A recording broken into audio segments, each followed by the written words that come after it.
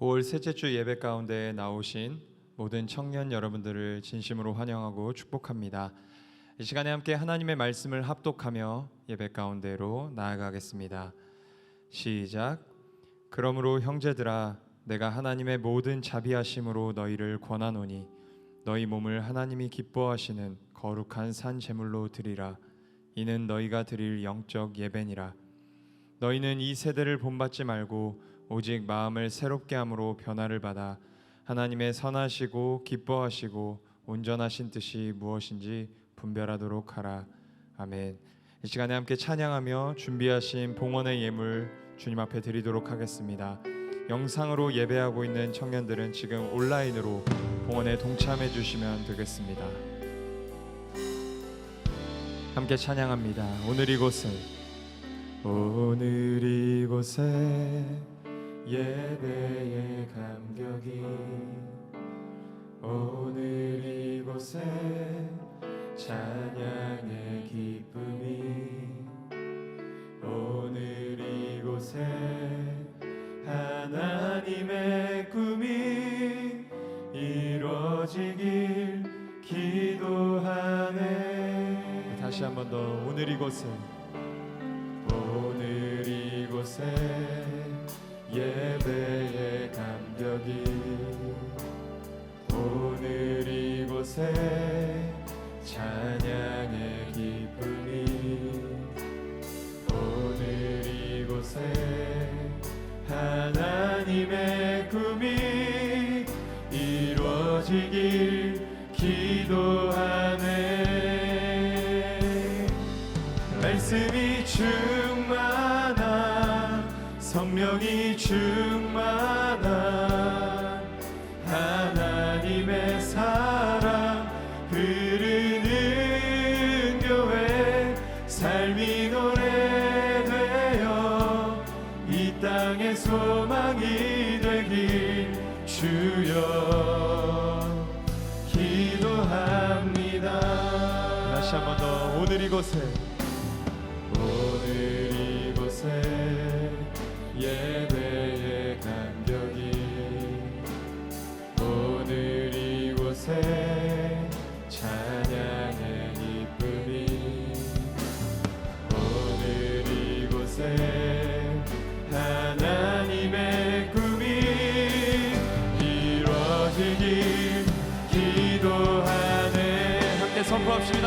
말씀이 충만한, 성령이 충만한 하나님의 사랑 흐르는 교회, 삶이 노래되어 이 땅의 소망이 되길 주여 기도합니다. 말씀이 충만한, 성령이 충만한 하나님의 사랑 흐르는 교회, 삶이 노래되어 이 땅의 소망이 되길 주여 기도합니다. 주여 기도합니다. 주여 기도합니다. 주여 기도합니다.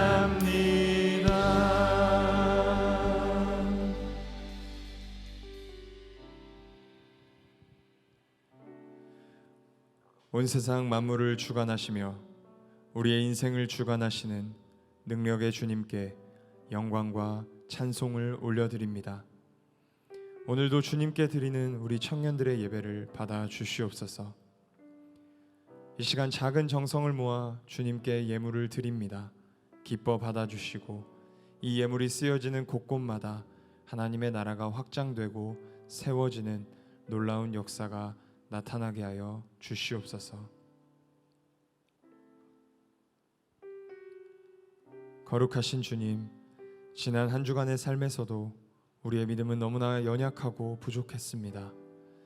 악인들의 꾀를 따르지 말고 죄인들의 길에 서지 말라 말씀하셨건만 그 길에서 떠나기를 더디하였음을 주님께 고백합니다. 여호와의 말씀을 즐거워하며 주야로 묵상해야 함에도 불구하고 말씀을 멀리하고 말씀과 무관한 삶을 살았음을 주님께 고백합니다. 이 시간 주 예수 그리스도의 보혈로 우리의 죄를 씻으시고 다시 새롭게 하여 주시옵소서. 이제 자비하고 신실하신 하나님의 긍휼을 구하며 각자의 죄악을 내려놓고 침묵으로 참회의 기도를 드립니다.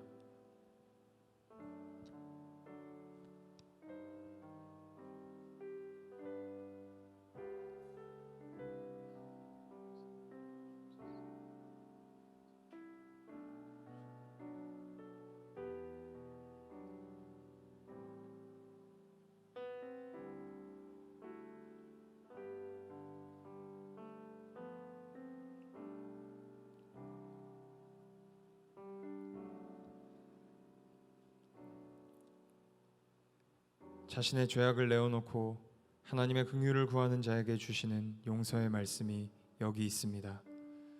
우리가 아직 죄인 되었을 때 그리스도께서 우리를 위하여 죽으심으로 하나님께서 우리에 대한 자기의 사랑을 확증하셨느니라. 이 말씀에 의지하여 참여하는 우리 모두의 죄와 허물이 이 시간 완전히 사하여졌음을 담대히 선언합니다. 이제 죄사함의 확신을 가지고 사도신경으로 우리의 신앙을 하나님 앞에 고백하겠습니다. 나는 전능하신 하나님 아버지 천지의 창조주를 믿습니다. 나는 그의 유일하신 아들 우리 주 예수 그리스도를 믿습니다. 그는 성령으로 잉태되어 동정녀 마리아에게서 나시고 본디오 빌라도에게 고난을 받아 십자가에 못 박혀 죽으시고 장사된 지 사흘 만에 죽은 자 가운데에서 다시 살아나셨으며 하늘에 오르시어 전능하신 아버지 하나님 우편에 앉아 계시다가 거기로부터 살아있는 자와 죽은 자를 심판하러 오십니다. 나는 성령을 믿으며 거룩한 공교회와 성도의 교제와 죄를 용서받는 것과 몸의 부활과 영생을 믿습니다. 아멘.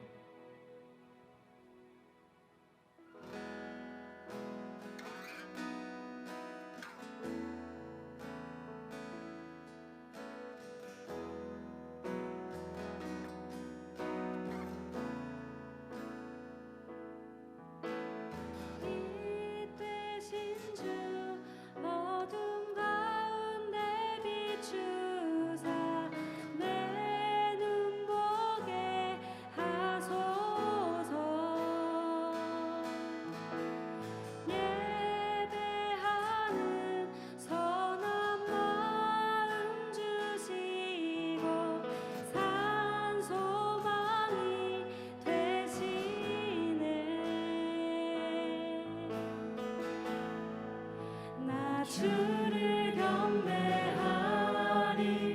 엎드려 절하며 고백해 주 나의 하나님. 오 사랑스런 주님 존귀한 예수님 아름답고 놀라우신 주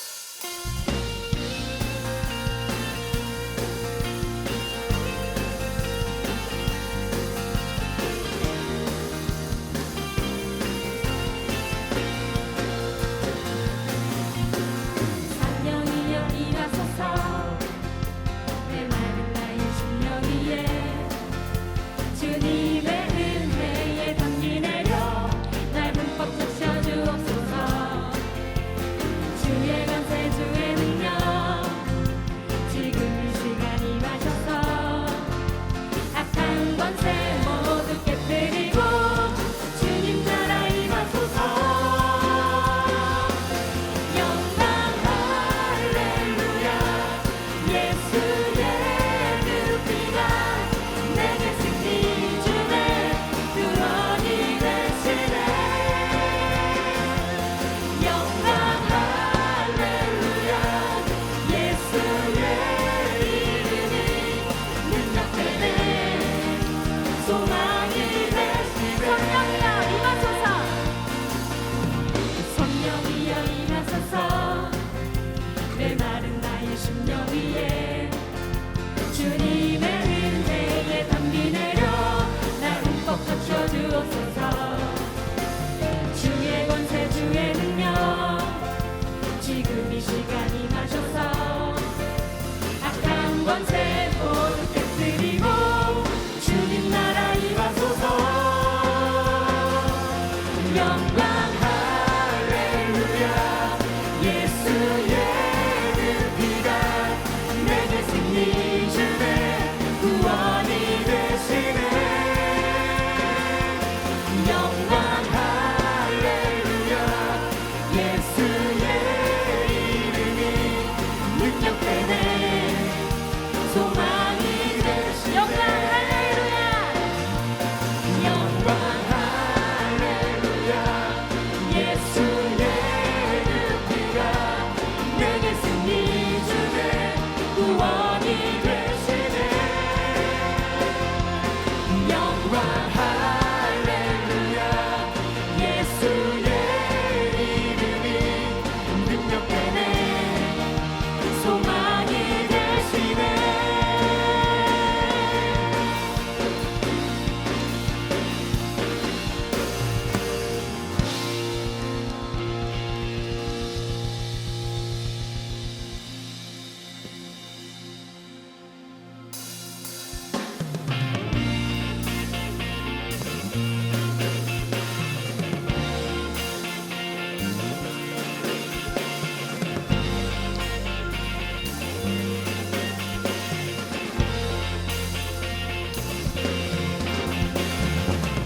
주님께 예배하는 것이 우리의 가장 큰 복임을 고백합니다. 우리를 예배케 하신 그 이름을 찬양합니다.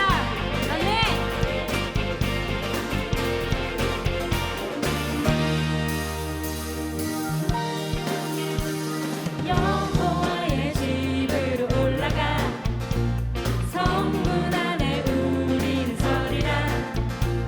주님이 허락한 이 땅 위에서 여호와를 찬양하여라.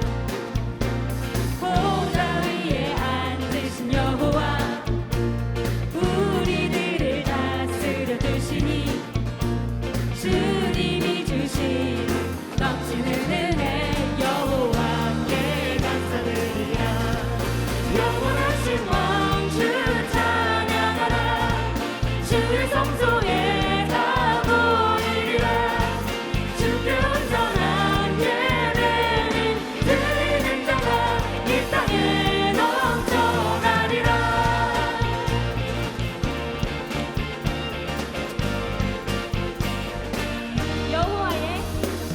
여호와의 집으로 올라가 성문 안에 우리는 서리라. 주님이 허락한 이 땅 위에서 여호와를 찬양하라. 보좌 위에 앉으신 여호와 우리들을 다스려 두시니 주님이 주시는 넘치는 은혜 여호와께 감사드리라. 영원하신 왕 주 찬양하라. 주의 성소에 다 모이리라. 주께 온전한 예배를 드리는 자가 이 땅에 넘쳐나리라. 영원하신 왕 주 찬양하라. 주의 선하심 다 외치리라.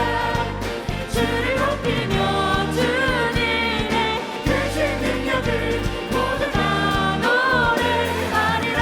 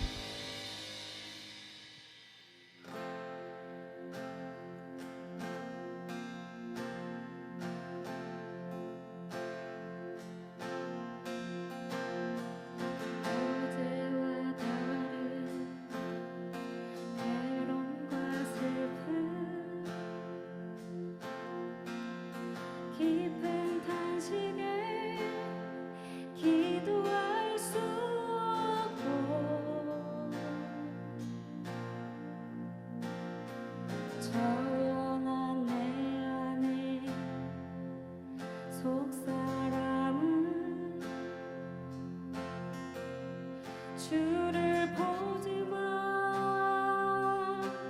말하지 못하네. 나를 악한 자로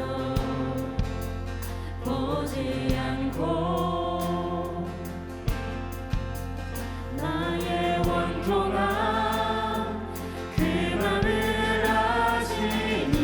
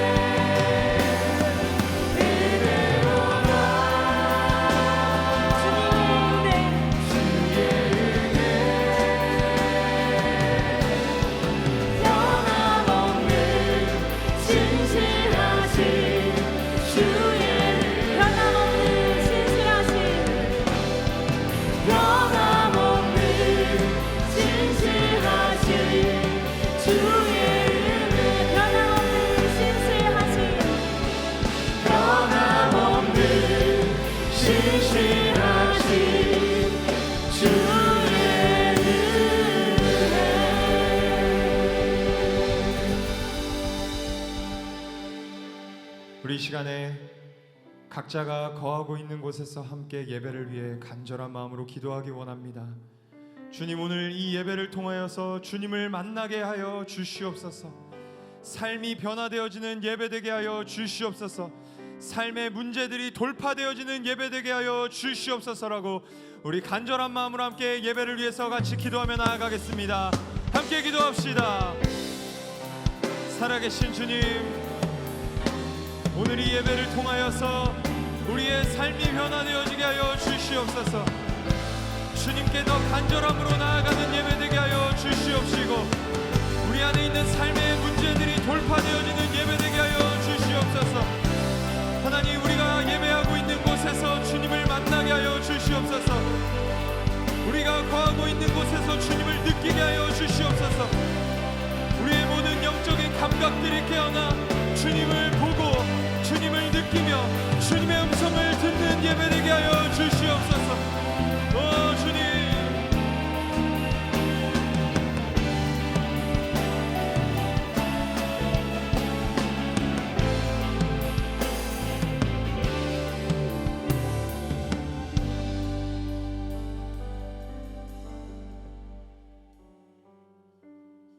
다 함께 기도드리시겠습니다.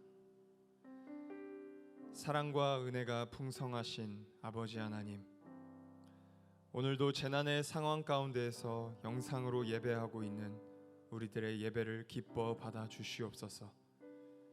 주님, 지나갈 것만 같았던 코로나 바이러스가 다시 우리의 건강을 위협하고 있습니다.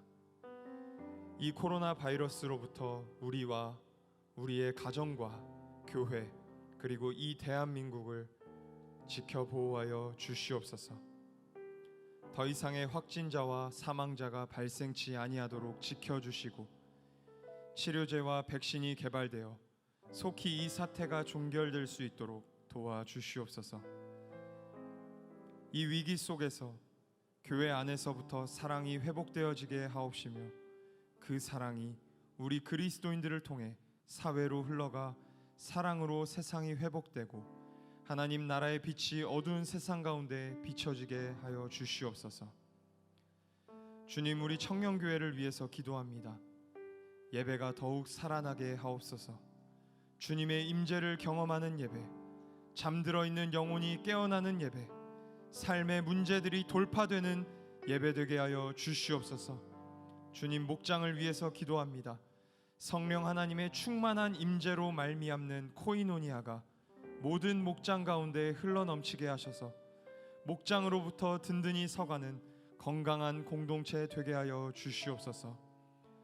오늘 말씀을 전하여 주실 김경동 목사님 위해서 기도합니다. 말씀 가운데 기름 부으셔서 듣는 우리들의 마음이 주님께 활짝 열리게 하시고, 청년들이 믿음으로 살기를 결단하는 일들이 일어나게 하여 주시옵소서. 예배의 시종을 주님께 맡겨드립니다. 살아계신 예수 그리스도의 이름으로 기도하였습니다. 아멘.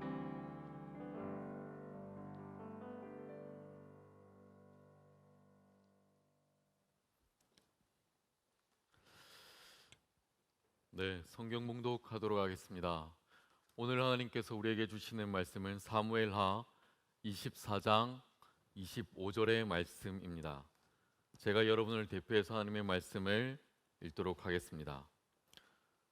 그곳에서 여호와를 위하여 제단을 쌓고 번제와 화목제를 드렸더니 이에 여호와께서 그 땅을 위한 기도를 들으심에 이스라엘에게 내리는 재앙이 그쳤더라. 아멘. 이것은 하나님의 말씀입니다. 모두 자리에 앉도록 하겠습니다. 이제 말씀을 시작하면서 이곳에 모여있는 청년들과 그리고 온라인으로 예배를 드리고 있는 청년들이 함께 인사를 나누었으면 좋겠습니다.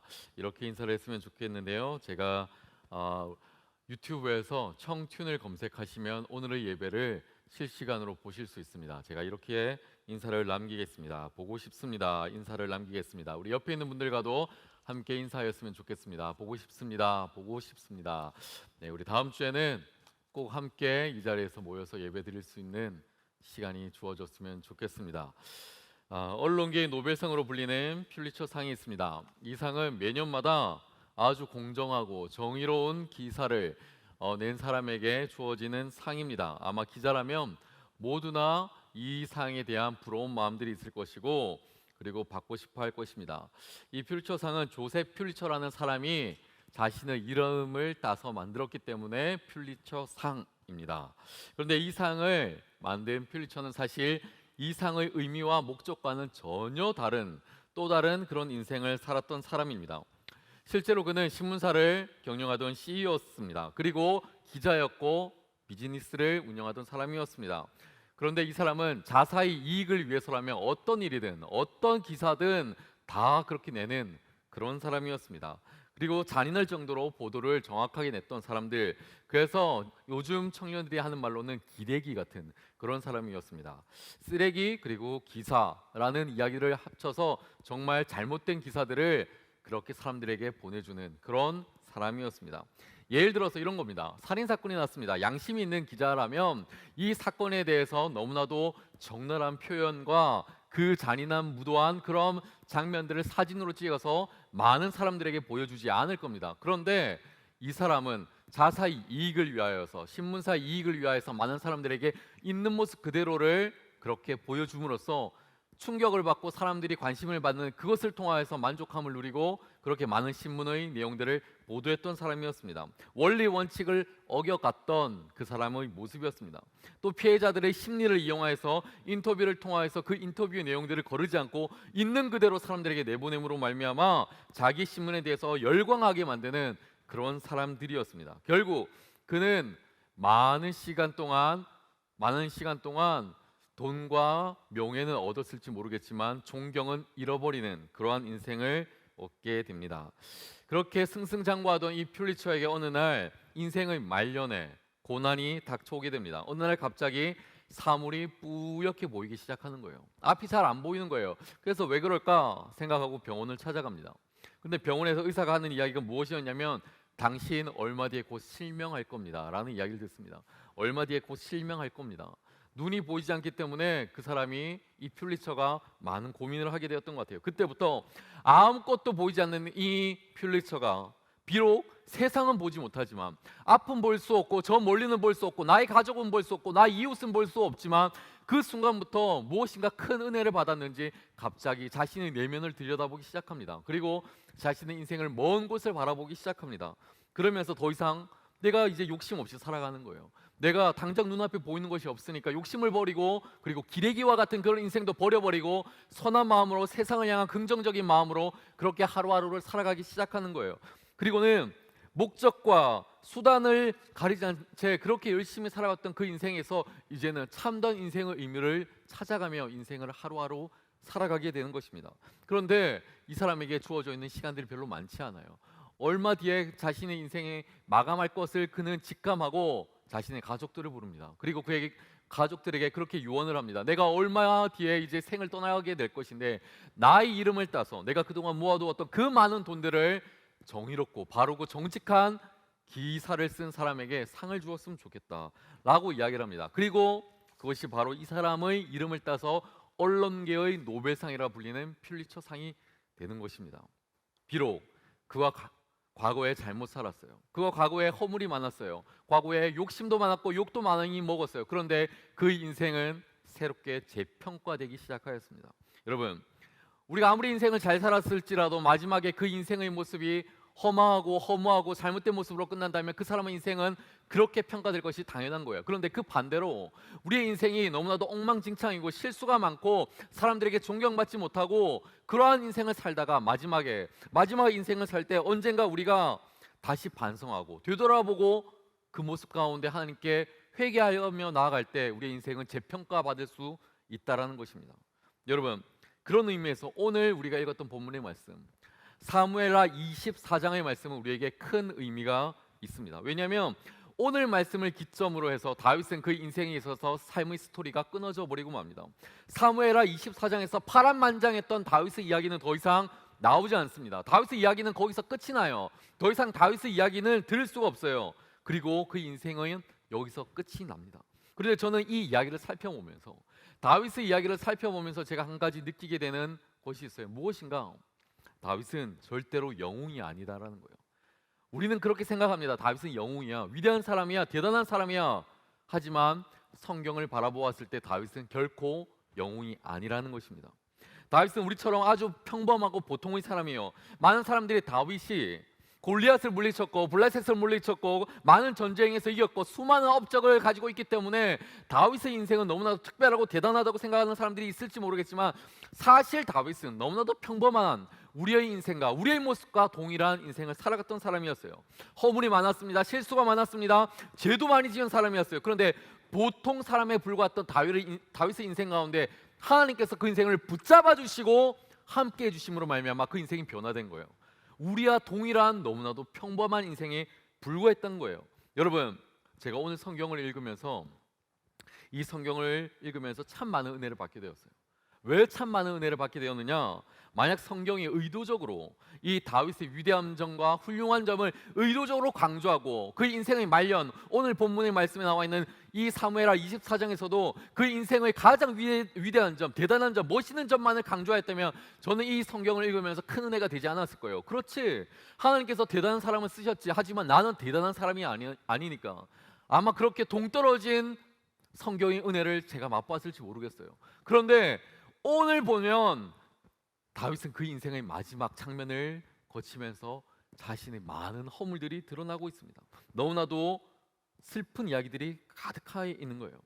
성경이 다윗의 이야기를 미워하거나 영웅으로 만들려고 하지 않고 있어요. 다윗의 있는 모습 그대로, 너무나도 평범했던 그 이야기를 그대로 우리에게 알려주고 있습니다. 오늘 이야기가 이렇습니다. 다윗이 이제 나이가 많이 먹었어요. 늙은 왕이 되었어요. 레임덕이 되었어요. 얼마 뒤면 이제 자신이 그 자리에서 내려오게 되었어요. 그런데 오늘에 갑자기 많은 사람들을 불러 놓아놓고 이렇게 이야기를 하는 겁니다. 인구 조사를 해라. 여기에 이스라엘 백성 전부들을 다 불러 모아놓고 인구 조사를 해라. 그리고 젊은이들이 전쟁을 나가서 전쟁에서 쓰임받을 수 있는 젊은이들이 몇 명이나 되는지 한번 조사해봐라. 그런데 생각 있는 사람들이 이 왕의 이야기를 듣고 모두 다 극구 반대합니다. 왕이시여 안 됩니다. 왕이시여 안 됩니다. 무슨 말씀이십니까? 안 됩니다. 라고 이야기를 하는 거예요. 그리고 그 많은 사람들 가운데서는 다윗의 오른팔이었던 요압과 같은 사람도 강력하게 반대를 합니다. 왕이시여 안 됩니다. 그런데 왕이 하겠다는데 너희들이 뭔데 나를 반대하느냐라고 생각하고 다윗이 이 이야기를 주장하고 밀어붙여 버려요. 그리고 이스라엘 그 많은 사람들 가운데 전쟁에 나갈 수 있는 장병들의 인원이 얼마나 되는지 조사를 합니다. 그리고 그 조사한 인원이 몇 명이었느냐? 130만 명이었어요. 130만 명. 너무나도 많은 인구가 조사가 됩니다. 여러분, 아니 왕이 조사를 하겠다는데, 나라를 다스리려면 빅데이터가 유행이잖아요. 빅데이터가 너무나도 중요한데 몇 명이나 있고, 이 동네에는 몇 명이나 살고, 저 동네에는 전쟁에 나갈 수 있는 사람이 얼마나 있고, 물자가 얼마나 되는지 우리가 너무나도 중요하게 생각하는 그것들, 다윗이 조사하겠다는데 왜 사람들이 막았을까? 여기에는 중요한 의미가 포함되어 있습니다. 여러분, 사실 다윗이 인구 조사를 한 것 때문에 하나님께 나중에 책망도 받고 하나님 앞에 가서 나중에 회개하는 모습도 나와요. 왜 그렇게 해야 되는 것인가? 상식적으로 잘 이해가 안 돼요, 성경이라는 내용들이. 그런데 이것이 왜 나쁜 일이고 그게 왜 회개해야 될 일인가? 하나님께 왜 책망받아야 될 일인가?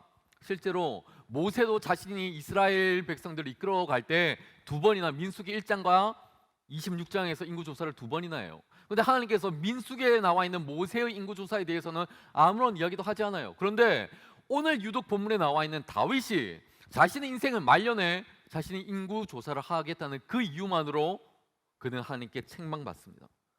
사람이 어떤 일을 해야 될 때는 그 표현만 중요한 것이 아니라 의도도 너무나 중요한 거예요. 어떤 일을 할 때의 그 의도, 다윗이 지금 인구 조사를 하려고 하는 그 의도가 어디에 있을까? 여기에 잘못된 두 가지 내용이 있습니다. 첫 번째 내용이 무엇인가?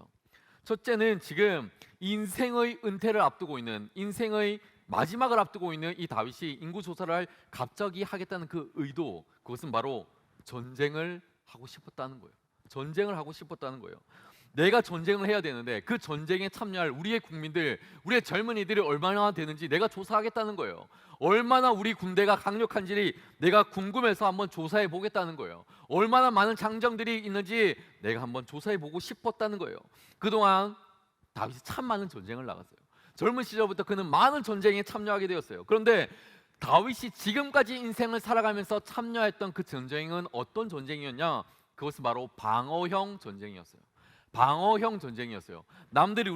적들이 우리를 침범하면 나 자신을 지키기 위해서 어쩔 수 없이 하였던 그 전쟁, 방어형 전쟁이었어요. 그런데 지금 다윗이 인생의 황혼기에 마지막에 끝자락에 지금 본인이 하려고 하는 이 전쟁은 어떤 전쟁이냐? 정복을 위한 전쟁이라는 거예요. 정복을 위해서, 남을 약탈하기 위해서 하는 그 전쟁을 다윗이 지금 준비하고 있다는 거예요. 내가 먼저 남을 때리고 공격하여서 남의 것들을 약탈하고 가지고 가고 내가 부자가 되는 것, 그것을 위해서 다윗이 지금 전쟁을 준비하고 있다는 거예요. 다윗이 지금 나를 지키기 위해서 전쟁을 준비하지만 어느 날 갑자기 내가 공격적인 전쟁을 하게 되고 점령적인 전쟁을 하게 될 때 하나님에 대한 평가와 판단이 달라질 수 있다는 거예요. 또 하나, 인구 조사를 통해서 그가 갖게 되었던 나쁜 의도가 있었어요. 두 번째 의도가 무엇이었냐? 이 인구 조사를 하려는 의도는 바로 자신이 얼마나 대단한 사람인지, 얼마나 위용 있는 사람인지 스스로 점검해보고 사람들에게 알리기 위함이었어요.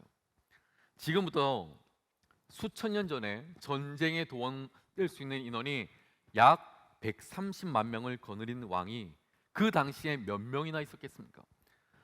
여러분, 고양시의 인구가 약 110만 명이에요. 110만 명 모두가 지금 전쟁에 나갈 수 있을 만큼 거대한 왕국이 바로 이스라엘입니다. 근데 그 왕국을 다스리고 있는 사람이 다윗이라는 왕이에요. 지금 자신이 얼마나 큰 나라를 다스리고 있는지, 얼마나 대단한 공동체를 섬기고 있는지 스스로 그 위엄을 누리고 싶었다는 거예요. 다시 말하면 이 다윗이라는 사람은 인생의 말년에 교만하였어요. 하나님 앞에서 그는 교만하였고 건방 떨었고 잘못된 인생을 걸어가고 있어요.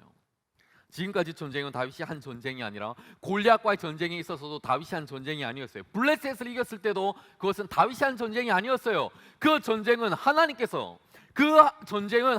다윗을 지켜보호하여 주셨기 때문에 승리로 이끌어갈 수 있었던 전쟁이지, 다윗이 힘이 강하여서 골리앗을 이겼습니까? 다윗이 능력이 있어서 군대가 많아서 블레셋 전쟁에서 이길 수가 있었습니까? 아니에요. 하나님께서 다윗을 지켜보호하여 주셨기 때문에, 그 손을 들어주셨기 때문에 가능했던 전쟁이에요. 다윗이 은퇴를 앞두고 내가 전쟁하려고 준비하고 있는 거예요. 나의 힘으로, 나의 능력으로, 나의 가치를 증명하기 위해서 그는 자신의 인생의 마지막을 전쟁으로 채워가기 위해서 애쓰고 있는 거예요. 왜 다윗이 이렇게 멋있게 하나님께 칭찬받는 인생을 살아가다가 마지막에 은퇴를 앞두고 이렇게 쓸데없는 실수를 하게 되었을까?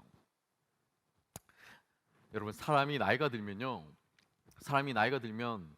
갖게 되는 욕심이 있어요. 그 욕심이 뭐냐면 명예에 대한 욕심이에요. 명예에 대한 욕심. 이 영상을 보고 있는 청년들, 여기 앉아 있는 청년들, 우리가 젊었을 때는 공부할 사람들은 다 공부해요. 일할 사람들이 일하고 사업할 사람들은 사업하고 학교 다니는 사람들은 다 학교 다니고 합니다. 그런데 나이가 들었어요. 시간이 지났어요. 어느 정도 성공을 이루었어요.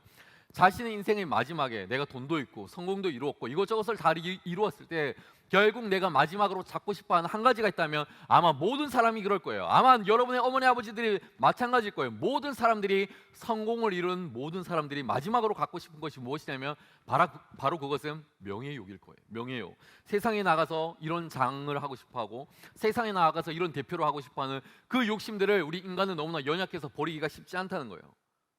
여러분, 성경은 정직한 책이에요. 성경은 정직하고 감추지 않아요. 있는 모습 그대로를 우리에게 알려주고 있어요. 우리의 연약한 모습을 그대로 설명해주고 있는 책이 바로 성경이란 거예요. 그런데 오늘 사무엘하 24장의 말씀을 보니까 다윗이 이런 치부를 그대로 드러내고 있어요. 하나님이 우리에게 이 다윗의 치부를 드러내시면서까지 하고 싶었던 그 이야기는 무엇일까? 그렇게 멋있는 인생을 살아왔고 이스라엘의 두 번째 왕이 되어서 온 이스라엘을 다스리며 그렇게 칭찬받고 하나님께 영웅과 같은 인생을 살았던 그 다윗의 인생의 마지막에 치부를 드러내시면서까지 우리에게, 이 말씀을 들여다보고 있는 우리에게 주시고 싶은 하나님의 메시지는 무엇일까? 제가 말씀을 보다가 하나의 깨달음이 있었습니다. 그 깨달음이 무엇인가? 왜 하나님이 다윗의 말년에 이렇게 명예욕으로 가득 차 있는 그 모습들을 낱낱이 고백하고 있는 그 이유는 무엇일까? 우리에게 하나님은 아마도 이런 이야기를 하고 싶으셨던 것 같아요.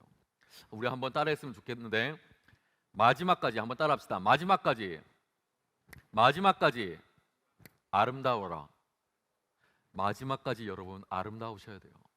마지막까지 아름다운 인생을 살아가기가 얼마나 힘이 든지 여러분, 우리는 미디어를 통해서, 주변의 뉴스를 통해서 우리는 알게 됩니다. 마지막까지 아름다운 인생을 살아가기는 너무나도 힘이 들어요. 여러분, 우리가 모든 일을 할 때 항상 마지막까지 아름다운 사람이 되었으면 좋겠습니다. 그 끝을 잘 매듭지어서 떠나고 난 이후에 그 사람의 향기가 남고, 그 사람에 대한 존경이 남고, 그 사람에 대한 많은 칭찬과 괄체와 박수가 남는 그런 인생. 90년대에 매우 대중적인 인기를 얻었던 CEO 가운데 여러분 모두가 알 수가 있을 텐데, 잭 웰치라는 사람이 있었어요. 잭 웰치. 요즘 같으면 스티브 잡스나 빌 게이츠라는 사람을 많이 좋아하겠지만, 그때 당시에 90년대 이전에는 이 잭 웰치라는 사람이 참 좋아했습니다. 우리가 그 사람에 대한 리더십에 대한 책들도 많이 읽고, 그 사람의 강의도 많이 나왔던, 그래서 많은 사람들에게 화제를 낳았던 사람이었어요. 그가 쓴 책도 상당히 유명했죠. 그런데 이 잭 웰치가 그렇게 많은 인생의 업적을 남겼던 그가 인생을 잘 살아가다가 말년에 너무나도 많은 욕을 먹고 회사에서 떠나게 됩니다. 왜 욕 먹었을까? 그렇게 멋있는 강연을 하고 그렇게 멋있는 책을 냈던 그 사람이 인생의 말년에 왜 그렇게 허무하게 인생을 살아가게 되었을까? 그가 회사에서 드디어 은퇴할 때가 되었어요. 은퇴를 합니다. 그리고 깨끗하게 나와야 되는데 그가 회사에 계속해서 영향력을 끼치고 싶어 하는 거예요. 그래서 고문이라는 직책을 만들어 놓고 걸어 놓고 은퇴한 뒤에도 현역에서 계속 움직이는 거예요. 그리고 영향력을 끼치고 사람들에게 불편한 모습을 보이고, 그리고 사람들을 인사에도 관여하고, 그러니까 현역을 띠고 있는 많은 사람들이 그를 향해서 반대하기 시작하는 거예요. 조직들에서 그들이 손을 들고 잭 웰치를 반대하기 시작하는 거예요. 그러면서 그를 공격하기 시작하는 거예요. 그래서 자신이 세웠던 그 회사에서 그는 결국 마지막에 해고당하고 쫓겨나고 맙니다. 여러분, 사람이 떠나야 될 때 떠나는 것이 너무나 아름다워요. 너무나도 중요한 거예요. 사람이 내려놓아야 될 때를 알고 그것을 내려놓는 것 참 지혜예요.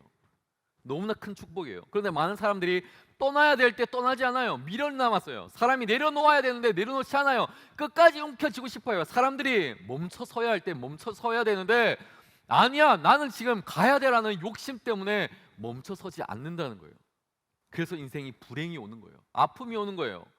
아무리 오랜 시간 일을 잘했어도 인생의 마무리를 잘 하지 못한다면 그가 평생 애썼던 그 공로는 한순간에 지워질 수밖에 없어요.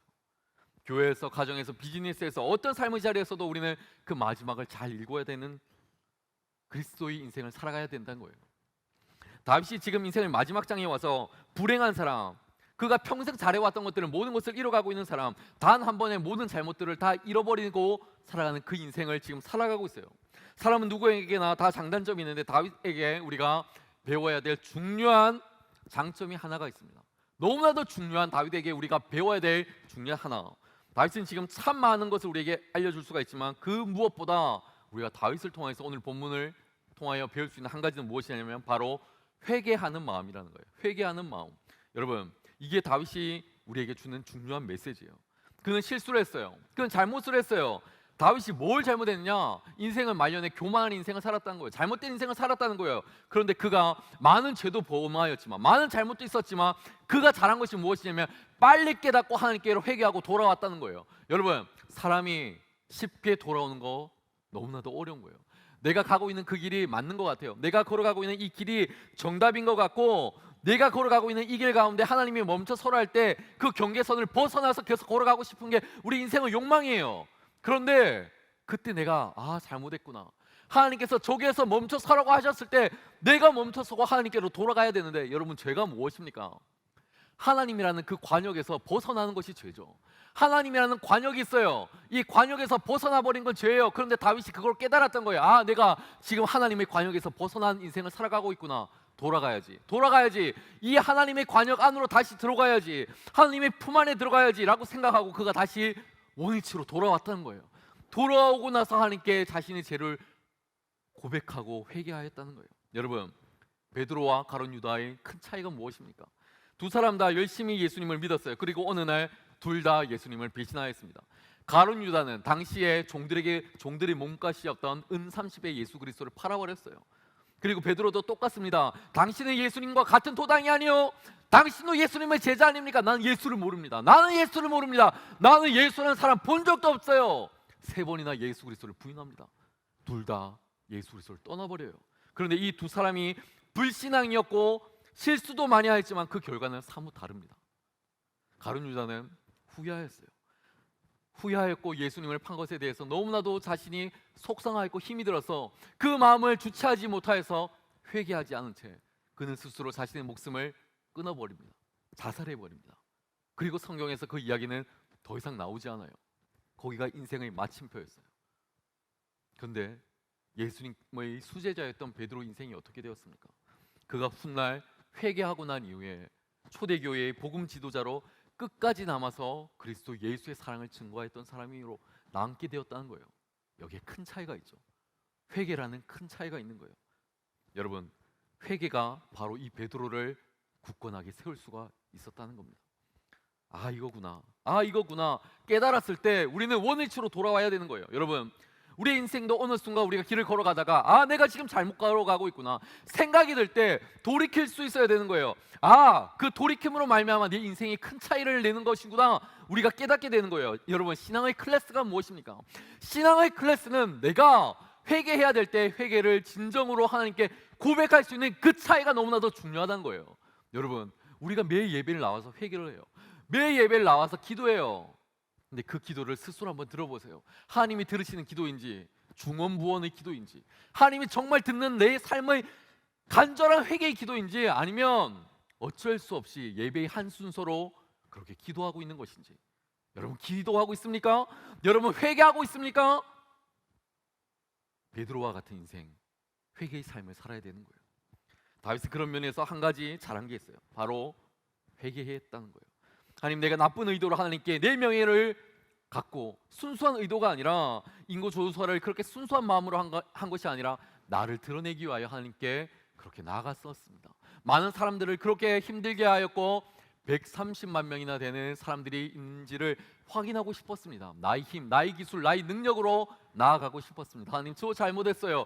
저 잘못했습니다. 회개합니다. 용서해 주세요. 그 기도가 다윗의 입술에서 터져 나왔다는 거예요.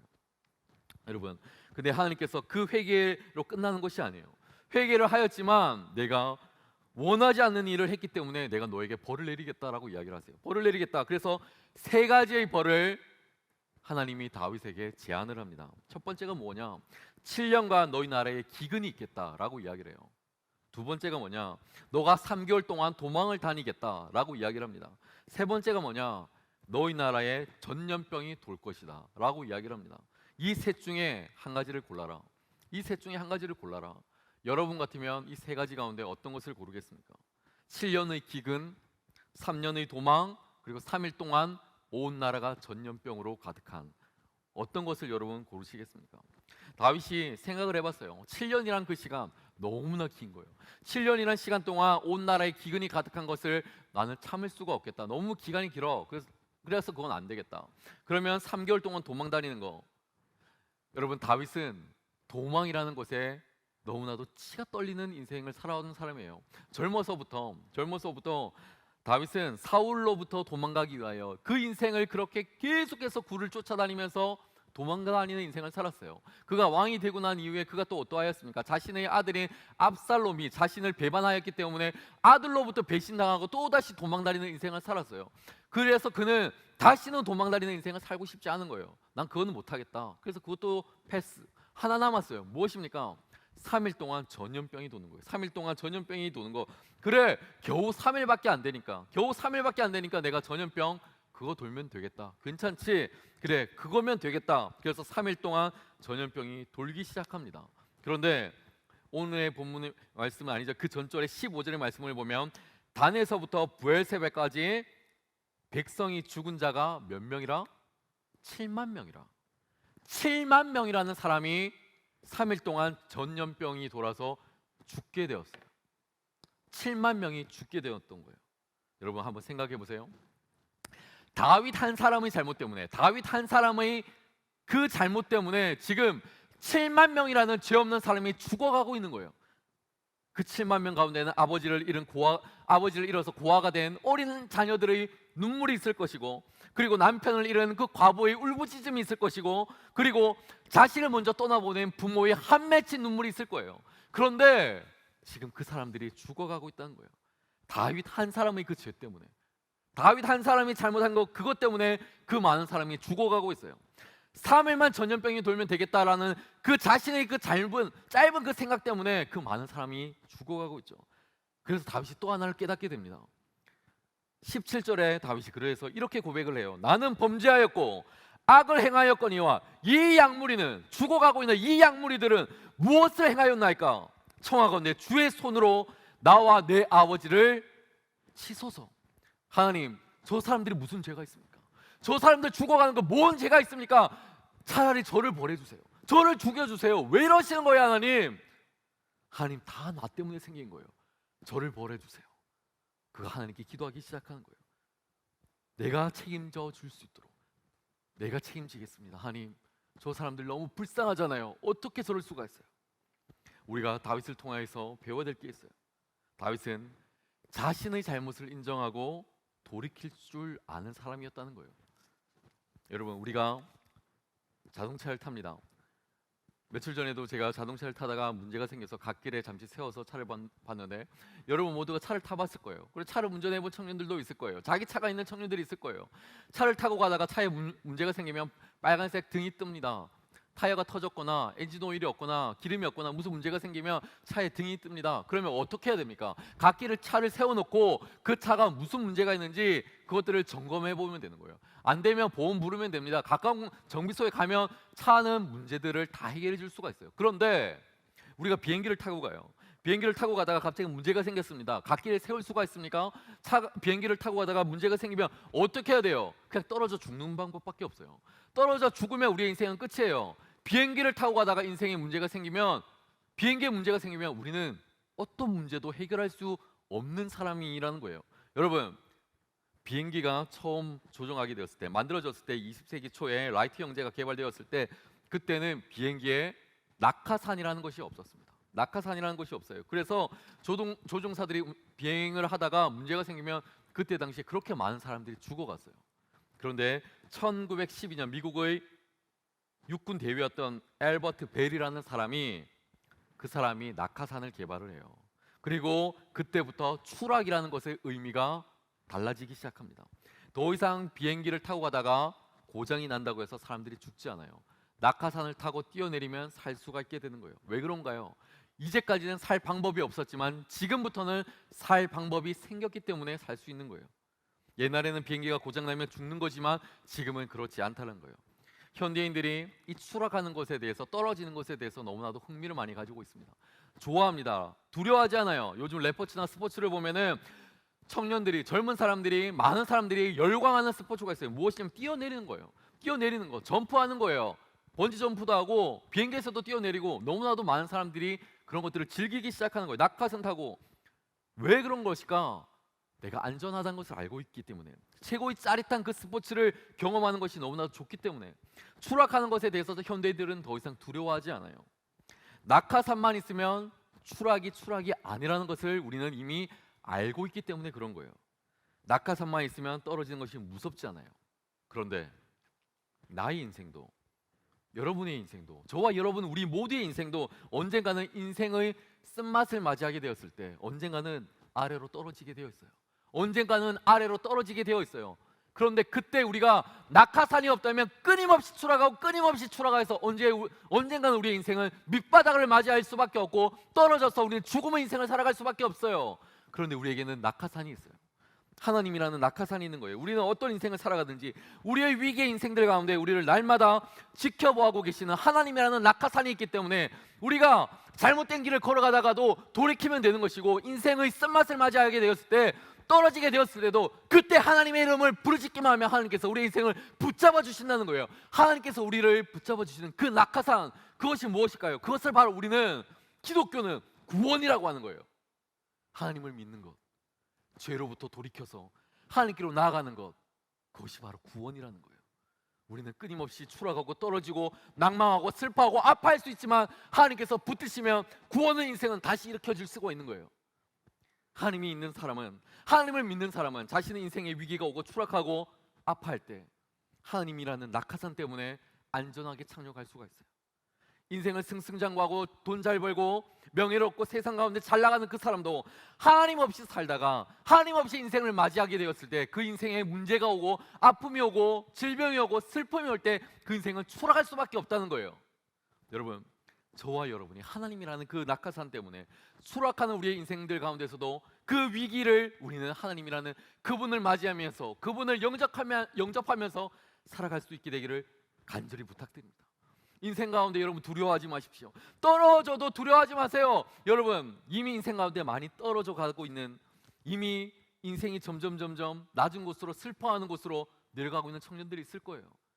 이번 코로나19를 맞이하여서 실업한 청년들도 있을 것이고 금전적인 문제들 때문에 너무나도 아파하고 있는 청년들이 많다는 거 알아요. 그래서 자신의 인생을 바라보면서 빛이 없고 정말 슬프고 낭망하고 내 인생이 여기서 끝나는 것이 아닌가, 내 인생 겨우 20대를 살아가고 있는 것인데 이 한국 사회에서 내 인생이 더 이상 희망이 없는 것인가, 그렇게 고민하고 살아가고 있는 청년들이 너무나 많다는 걸 알고 있어요. 공감해요. 이해합니다. 그때 여러분, 자기 자신을 바라보면서 절망하지 마세요. 그때 더더욱 하나님을 바라봐야 돼요. 그때 더더욱 하나님을 바라보고 구원의 하나님께 내 손을 올려드릴 때 그때 하나님께서 우리 인생 붙잡아 주실 줄 믿습니다. 그 하나님을 믿기 때문에 우리의 인생은 더 이상 절망으로 나락으로 떨어지지 않는 거예요. 하나님이, 우리의 구원의 하나님께서 우리 인생을 붙잡아 주시기 때문에 우리는 더 이상 두려워할 필요가 없다는 거예요. 여러분, 오늘 사무엘하 24장의 마지막 다윗의 인생의 이야기를 이야기하고 있어요.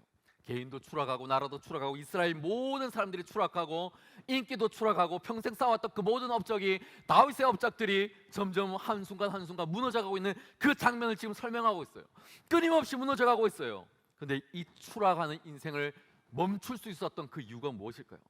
끝없는 추락하는 다윗의 인생을 딱 멈추게 한 것이 있었어요. 그것이 무엇이냐? 바로 예배였어요. 예배. 하나님을 예배하는 것. 하나님을 예배하는 그 예배라는 것입니다. 여러분, 오늘의 본문의 말씀 25절의 말씀을 한 목소리로 한번 같이 읽었으면 좋겠습니다. 25절의 말씀 다 함께 읽도록 하겠습니다. 다 함께 시작. 그곳에서 여호와를 위하여 제단을 쌓고 번제와 화목제를 드렸더니 이에 여호와께서 그 땅을 위한 기도를 들으시매 이스라엘에게 내리시는 재앙이 그쳤더라. 아멘. 여러분, 다윗이 끝없이 추락하던 그 어느 날 단에 올라갑니다. 단에 올라가서 하나님께 기도합니다. 하나님, 제가 잘못했습니다. 제가 인생의 말년에 교만했습니다. 내가 인생의 마지막을 살아갈 때에 건방 떨었습니다. 하나님, 제가 하나님 앞에서 그렇게 친밀한 인생을 살아왔는데 제가 잘못 살아왔습니다. 죄송합니다. 저의 교만함을 용서해 주십시오. 그리고 회개해요. 그리고는 모든 질병이 그쳐버립니다. 여러분, 우리의 인생이 하나님 앞에 나와 예배드리는 것이 얼마나 소중한 것임을 여러분 기대하고 나오시기를 바라요. 여러분, 오늘 그냥 나와서 이 자리에서 예배드리는 거 아니에요. 이 영상을 바라보고 있는 우리 청년들, 그냥 여러분 예배드리시는 거 아니에요. 아, 오늘도 김경동 목사님 좋은 이야기 하시는구나. 오늘도 앞에 나와서 찬양팀이 찬양하는구나. 아, 오늘도 우리 그냥 이 시간 주일 오후 2시 30분 청년교회 예배가 있구나. 한소망 청년교회 예배 시간이 되었으니 그냥 예배 드려야지. 그거 아니라는 거예요. 그거 예배 아니라는 거고 지난주에도 이야기를 했잖아요. 예배를 드린다는 것은 무엇이냐? 변화가 있어야 된다는 거예요. 깨달음이 있어야 된다는 거예요. 예배를 왔는데 기쁨이 있고 감사가 있고 문제를 바라보던 내 시선이 바뀌고 그 문제는 저 문을 열고 나갔을 때 더 이상 나에게 문제거리가 아니라 하나님께서 주시는 시험거리를 내가 이겨나갈 수 있는 기회라는 거예요. 이겨나가야 된다는 거예요. 그렇지 않으면 끊임없이 우리는 추락할 수밖에 없어요. 끊임없이 떨어질 수밖에 없어요. 여러분, 문제를 문제로 바라보지 말고 예배를 그냥 단순히 모임으로 생각하지 말고 하나님께서 우리에게 주시는 그 놀라운 은혜의 메시지, 하나님의 그 말씀을 통해서 내 인생이 변화되는 놀라운 시간, 바로 그것이 은혜라는 거예요. 그것이 예배라는 거예요. 우리가 그 예배 가운데 나가야 된다는 거예요. 여러분, 인생의 추락을 막고 가정의 추락을 막고 사회의 추락을 막고 역사가 망하는 것을 막을 수 있는 방법이 있어요. 예배라는 거예요. 여러분, 제가 너무 헛소리하는 것 같습니까? 목사가 너무 예배 중심으로, 하나님 중심으로 이야기하는 것 같습니까? 여러분, 예배는 힘이 있어요. 온 세상 만물을 지으시는 우리 하나님께서 이 세상을 사랑하시기 때문에 우리를 보내셨고 우리를 통하여서 온 민족과 열방이 그리스도 예수의 힘으로 살아가기를 원하시는 거예요. 그래서 여러분이 여기서 예배드리는 거예요. 그래서 여러분이 여기서 하나님의 말씀을 듣고 있는 거예요. 여러분, 하나님의 말씀은 능력이 있어요. 예배는 능력이 있어요. 단지 좋은 이야기만 듣고 돌아가는 것이 아니에요. 그 말씀을 통해서 내 삶 가운데 역사가 일어나는 것이 바로 예배라는 거예요. 예배하는 인생에는 낙하산이 있는 것과 같아요. 우리가 하나님 앞에 나와 이 거룩한 주일 예배를 드리고 하나님을 찬양하고 예배하고 죄를 고백하고 나가는 것, 그 하나님의 말씀대로 살아가기 위하여 애쓰는 것, 그것이 무엇이냐면 하나님의 이 낙하산을 타고 내려간다는 거예요. 하나님이라는 낙하산을 타고 내려가는 그 인생, 예배하는 인생, 하나님과 즐거이 그 손을 붙잡고 나가는 인생이라는 거예요. 여러분, 하나님의 도움으로 끊임없이 추락하고 있는 그 인생이, 다윗의 인생이 멈춰버렸어요. 그리고는 하나님께 예배함으로 나아가는 삶이 되었어요. 여러분도 예배하는 청년 되십시오. 여러분도 하나님을 예배하는 청년 되십시오. 하나님을 예배하지 않으면 안 되는 인생 사시길 바랍니다. 하나님을 예배하는 그 인생이 달라지는 거예요. 우리의 인생이 낙하산 되시는 그 하나님이 다윗을 만나 주신 것처럼 우리의 인생도 그렇게 만나 주시기를 간절히 부탁드립니다. 이제 말씀을 마치겠습니다. 우리는 다윗을 통해서 배울 수 있는 것이 두 가지가 있어요. 첫째, 그는 회개하는 인생을 살았다는 거예요. 돌이킴이 있는 그 인생을 살았다는 거예요. 우리 하나님 앞에 우리 모두는 죄인입니다. 저도 죄인이고 여러분도 죄인이고 우리 모두는 죄인이에요. 우리는 모두 다 연약해요. 너무나도 부족한 사람. 그런데 돌이킬 수 있는 그 은혜는 결국 돌이켜 본 사람만이 갖게 되는 은혜라는 거예요. 한 번도 돌이켜보지 않은 그 사람은 그것이 은혜라는 걸 몰라요. 돌아와 본 사람만이, 돌아와서 자복한 은혜를 체험한 사람만이 그 은혜를 알 수 있다는 거예요. 그리고 두 번째, 다윗은 예배하는 사람이었어요. 추락하는 자신의 인생을 멈추고 그 길 가운데 하나님이 예배라는 은혜를 주었을 때 그는 예배함으로, 회개함으로 하나님께 돌이킬 수 있었다는 거예요. 예배할 때 하나님이라는 낙하산이 그의 삶에 주어졌고, 이스라엘이 끊임없이 추락하고 있을 때, 그 사회가 추락하고 있을 때 그것을 막을 수 있는 그 능력이 무엇인가? 하나님께 예배하였다는 거예요. 다윗의 인생이 안전하게 착륙하였던 것처럼 우리의 인생도 하나님 앞에서 안전하게 세상 가운데 빛과 소금의 역할을 감당하며 나가야 될 줄로 믿습니다. 다윗은 사무엘하 오늘 본문의 말씀으로 역사 속에서 그 이름은 지워집니다. 더 이상 다윗의 이야기는 나오지가 않아요. 그런데 제가 이 말씀을 통해서 한 가지 은혜를 받은 게 있어요. 하나님께서 이 시대를 살아가는 많은 청년들을 통하여서 또 다른 한 명의 다윗을 찾고 계시는구나. 성경에 기록된 다윗은 그 텍스트에서 사라져 버렸지만 이 시대를 살아가고 있는 또 다른 다윗을 하나님은 찾고 계시구나. 여러분, 그 다윗이 여러분이 되시기를 주님의 이름으로 축복합니다. 다윗처럼 우리도 너무나도 연약한 사람이에요. 우리도 너무나도 부족한 사람이에요. 그런데 연약하고 부족하고 어리석고 이 사람들을 하나님께서 붙드시기만 하면, 하나님의 은혜의 손으로 붙드시기만 하면, 우리가 회개하고 예배하기만 하면 이 시대가 요구하는 능력 있는 다윗과 같은 사람이 우리가 될 수가 있다는 거예요. 여러분, 그 사람이 여러분이 될 수가 있기를. 이 다윗의 이야기가 단지 성경에 기록되어 있는 어떤 한 사람의 이야기가 아니라 이 시대를 살아가고 있고 이 시대 가운데 하나님의 복음을 삶으로 실천하며 살아갈 수 있는 여러분의 삶의 이야기, 여러분의 이야기, 저의 이야기가 되기를 간절히 부탁드립니다. 이 시대를 살아가고 있는 이 땅의 많은 청년들이 다윗과 같이 하나님의 복음으로 살아가는 그날이 속히 오기를 간절히 부탁드리겠습니다. 이제 다 함께 자리에 일어나 하나님을 찬양하겠습니다.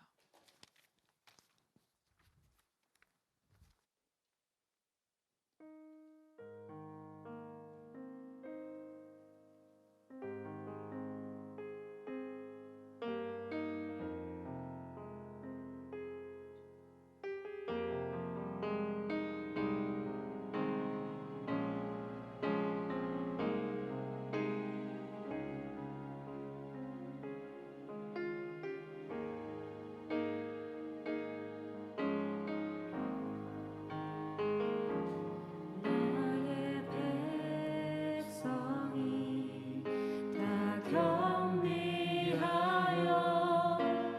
내게 기도하며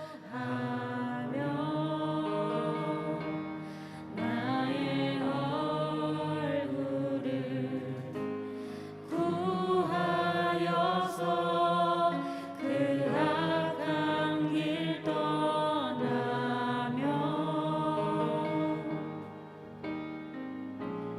하늘에서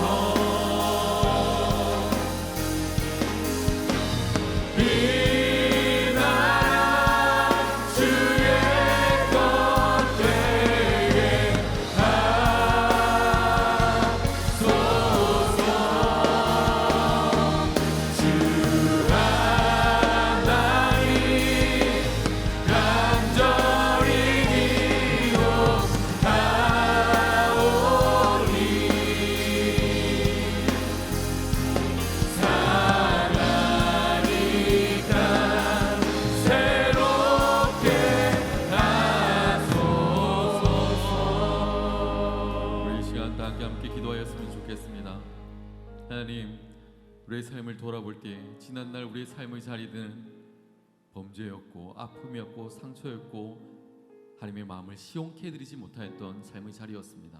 하나님, 그런 삶이 돌아가길 원하오니 우리 삶 가운데 회개가 흘러넘치게 하여 주시옵소서.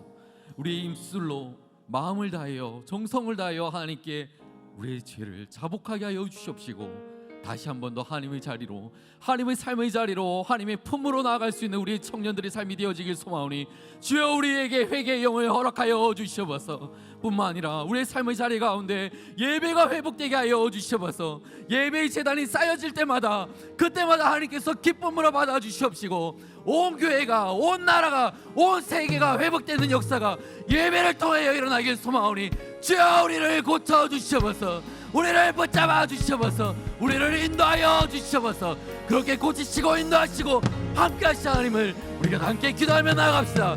다 함께 기도하겠습니다. 주여 하나님 아버지, 우리에게 회개의 영을 허락하여 주시옵소서. 회개하는 마음도 허락하여 주시옵소서. 죄악 가운데 빠져있는 우리의 삶 가운데 하나님 찾아와 주시옵소서. 이제 다시 하나님께 나가게 하여 주시옵소서. 회개의 영을 붙들고 나가게 하여 주시옵소서. 잘못된 걸음을 보았던 내 모든 삶이 그리스도 예수로 향하여 돌이키게 하여 주시옵소서. 우리 하나님밖에 없습니다. 하나님만을 의지하며 살아가게 하여 주시옵소서. 우리의 모든 죄악된 생각들, 우리의 아픔들, 우리의 눈물들, 우리의 그 모든 방어들을 쉽게 하여 주시옵시고 하나님 앞에 달려가는 자들 되게 하여 주시옵소서. 오 하나님 아버지, 우리를 긍휼히 여겨 주시옵소서. 우리를 긍휼히 여겨 주시옵소서.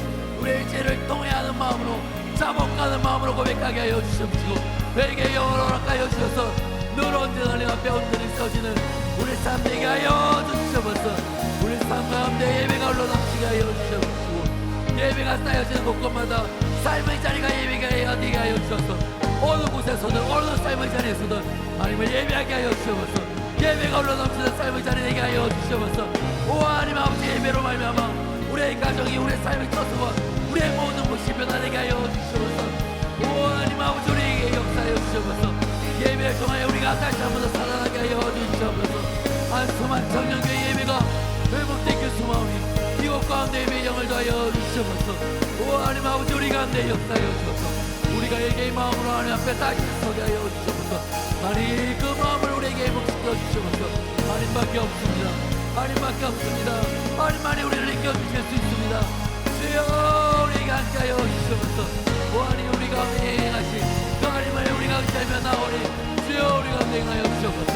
당신의 그 사랑을 기억하며 나가오니 주여 우리 가운데 임하여 주시길 소망합니다. 주여 함께하여 주시옵소서. 주여 함께하여 주시옵소서. 하나님 함께하여 주시길 소망하오니 하나님 그 역사 가운데 넘겨 주시옵소서. 임하여 주시길 소망합니다.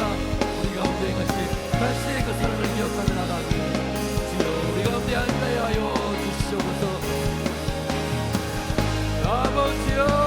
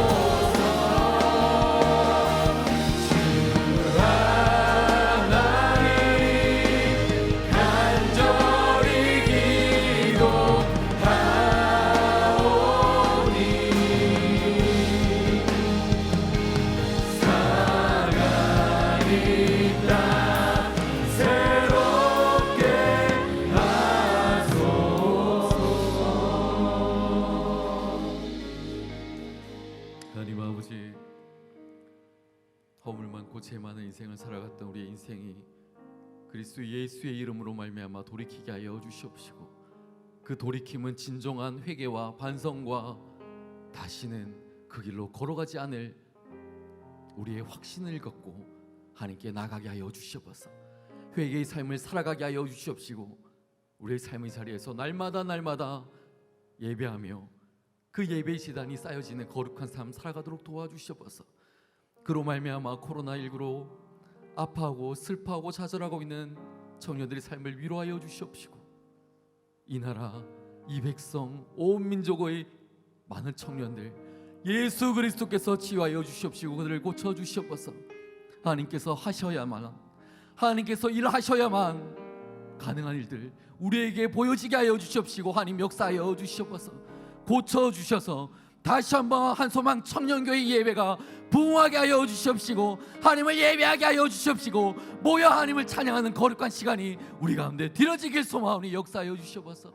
하나님, 회개와 예배와 찬양과 말씀과 은혜가 흘러넘치는 우리 삶이 되어지길 소망합니다.